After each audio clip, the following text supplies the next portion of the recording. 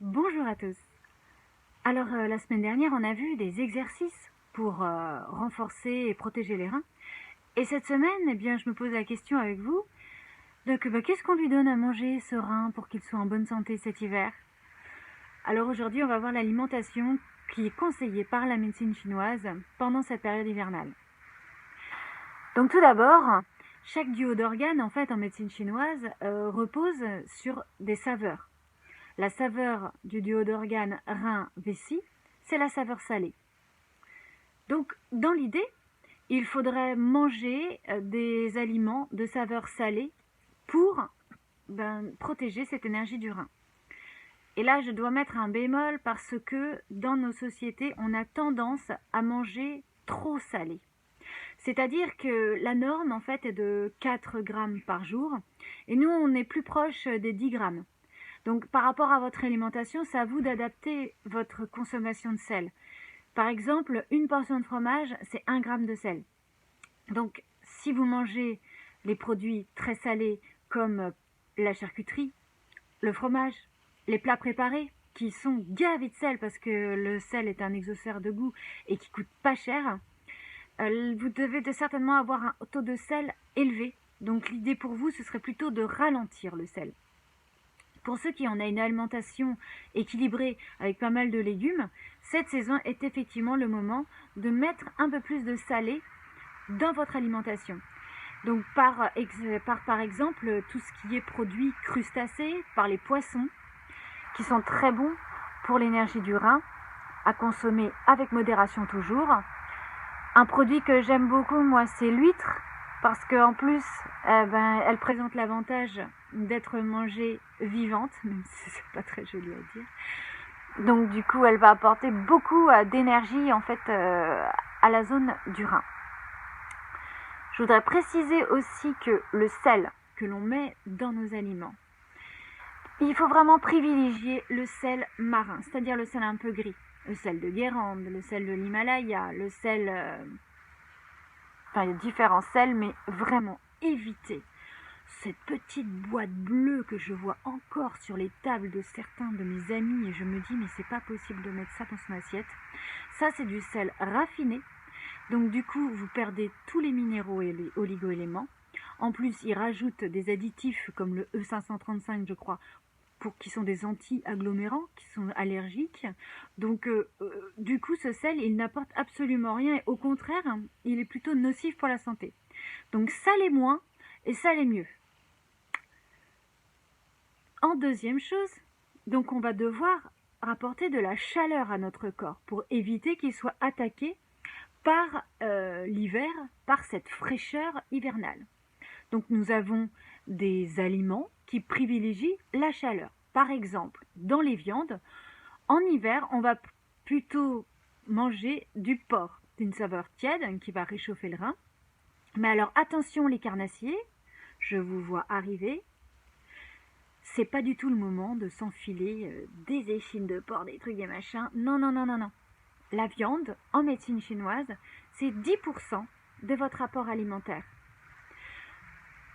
Parce que, au-delà, et aujourd'hui on a tendance aussi à manger trop de viande, eh bien vous allez abîmer votre rein. La surconsommation de protéines est un vrai problème pour le rein. Et j'en veux pour exemple le régime du camp. Quand il est sorti, des gens qui se sont retrouvés en surpoids, donc fatigués, avec des reins fatigués, se sont retrouvés à avoir des régimes protéiques. Certaines personnes, en pratiquant leur régime, ont flingué complètement leurs reins et se sont retrouvés, et sont encore aujourd'hui, en dialyse. Et bien sûr, les grands vainqueurs, ceux que vous pouvez manger tout le temps, en permanence, à chaque repas, dans des conditions, des grandes portions, j'ai nommé les légumes. Et bien là, pour les légumes, en hiver, on va miser sur le légume racine, donc c'est-à-dire les carottes, les topinambours, la patate douce, le panais. Ça va être très bon pour l'énergie du rein. On va pouvoir aller aussi vers les légumes crucifères, les choux. Ah, les choux en pagaille, vous pouvez y aller, c'est très très bon. Ce sont des aliments qu'on dit anti-cancer, donc lâchez-vous sur le chou.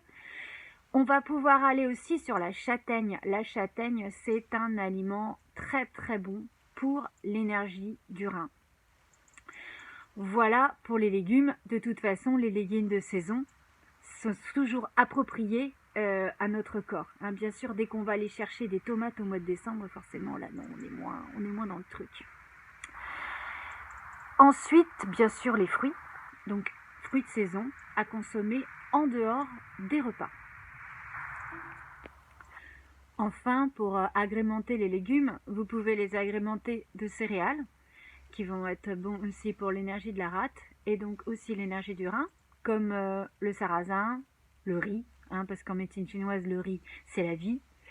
Et puis également des aromates. Alors vous pouvez aller sur les aromates, il y a les aromates qui réchauffent, l'ail, le gingembre, le curry, la cannelle, le cumin, la coriandre, les 5 épices. Donc tout ça, vous pouvez agrémenter, hein, plutôt que de rajouter du sel, vous pouvez mettre des épices. Ça va venir en fait réchauffer votre corps qui va être plus fort pour résister aux attaques externes et aux attaques de froid tout particulièrement. Et voilà, donc pour aujourd'hui, je vous ai tout dit sur les bases de l'alimentation de l'hiver en médecine chinoise. Bien sûr, on pourrait y passer des heures parce que la médecine chinoise sur l'alimentation privilégie une alimentation santé, alors qu'en France, nous sommes plutôt sur une alimentation plaisir.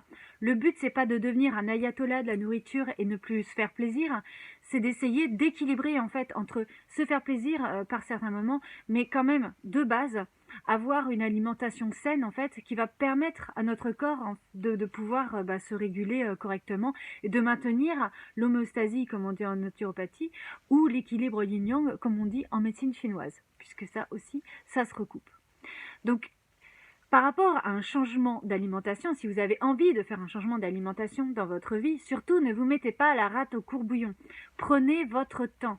Si ça fait 30 ans que vous mangez de la viande une fois par jour, ou 2 fois par jour pour certains, et je rappelle, c'est mention spéciale pour mon papa, que la charcuterie c'est de la viande, et bien forcément que si vous changez tout du jour au lendemain, votre corps, votre cerveau, il ne va pas comprendre, il va vous forcer à revenir à vos vieilles habitudes.